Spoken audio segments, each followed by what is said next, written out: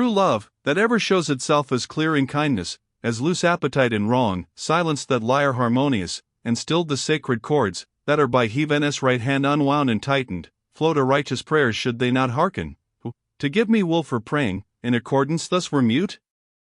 He hath in sooth good cause for endless grief, who, for the love of thing that lasteth not, despoils himself forever of that love. As oft along the still and pure serene, at nightfall, glides a sudden trail of fire, attracting with involuntary heed the eye to follow it, ere while at rest, and seems some star that shifted place in heaven, only that, whence it kindles, none is lost, and it is soon extinct. Thus from the horn, that on the dexter of the cross extends, down to its foot, one luminary ran from mid the cluster shone there, yet no gem dropped from its foil, and through the beamy list like flame and alabaster, glowed its course. So forward stretched him, if of credence aught our greater muse may claim, the pious ghost of old Anchises, in the Elysian bower, when he perceived his son. O thou, my blood! O most exceeding grace divine! To whom, as now to thee, hath twice the heaven ly gate been e'er unclosed, so spake the light, whence I turned me toward him, then unto my day my sight directed, and on either side amazement waited me, for in her eyes was lighted such a smile, I thought that mine had dived unto the bottom of my grace and of my bliss in paradise. Forthwith to hearing and to sight grateful alike, the Spirit to his proem added things I understood not, so profound he spake, yet not of choice but through necessity mysterious, for his high conception scarred beyond the mark of mortals. When the flight of holy transport had so spent its rage, that nearer to the level of our thought the speech descended, the first sounds I heard were, Best he thou, triunal deity, that hast such favor in my seed vouchsafed. Then followed, no unpleasant thirst, though long, which took me reading in the sacred book, whose leaves, or white or dusky never change, thou hast allayed, my son, within this light, from whence my voice thou hearst, more thanks to her, who for such lofty mounting has with plumes begirt thee. Thou dost deem thy thoughts to me from him transmitted, who was first of all, e'en as all numbers ray from unity, and therefore dost not ask me who I am, or why to thee more joyous I appear, than any other in this gladsome throng. The truth is as thou deemst, for in this hue both less and greater in that mirror look, in which thy thoughts, or ere thou thinkst, are shown. But, that the love, which keeps me wakeful ever, urging with sacred thirst of sweet desire, may be contended fully, let thy voice, fearless, and frank and jocund, utter forth thy will distinctly, utter forth the wish, whereto my ready answer stands decreed.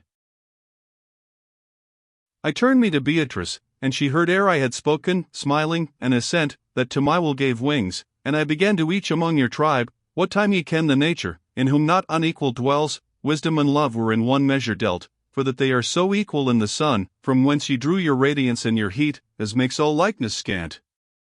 But will and means, in mortals, for the cause ye well discern, with unlike wings are fledge.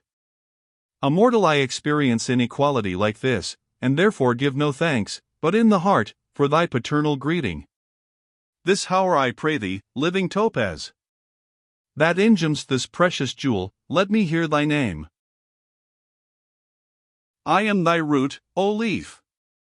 Whom to expect even, hath pleased me, thus the prompt reply prefacing, next it added, he, of whom thy kindred appellation comes, and who, these 100 years and more, on its first ledge hath circuited the mountain, was my son and thy great-grandsire. Well befits, his long endurance should be shortened by thy deeds. Florence, within her ancient limit mark, which calls her still to matin prayers and noon, was chaste and sober, and abode in peace. She had no armlets and no head tires then, no purfled dames, no zone, that caught the eye more than the person did.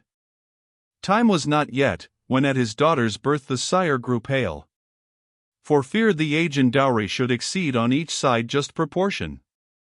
House was none void of its family, nor yet had come hard Annapolis, to exhibit feats of chamber prowess. Monte Malo yet o'er our suburban turret rose, as much to be surpassed in fall, as in its rising.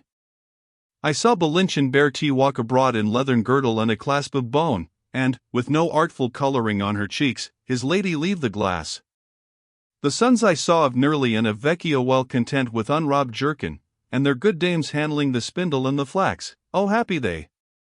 Each sure of burial in her native land, and none left desolate abed for France. One whacked to tend the cradle, hushing it with sounds that lulled the parent's infancy, another, with her maidens, drawing off the tresses from the distaff, lectured them old tales of Troy and Fiesole and Rome. A Saltarello and Cyangella we had held as strange a marvel, as ye would a Cincinnatus or Cornelia now. In such compassed and seemly fellowship, such faithful and such fair equality, in so sweet household, Mary at my birth bestowed me, called on with loud cries, and there in your old baptistry, I was made Christian at once in Cacciaguida, as were my brethren, Eliseo and Morantu. From Valdepeto came to me my spouse, and hence thy surname grew. I followed then the Emperor Conrad, and his knighthood he did gird on me, in such good part he took my valiant service. After him I went to testify against that evil law, whose people, by the shepherd's fault, possess your right, usurping. There, by that foul crew was I released from the deceitful world, whose base affection many a spirit soils, and from the martyrdom came to this peace.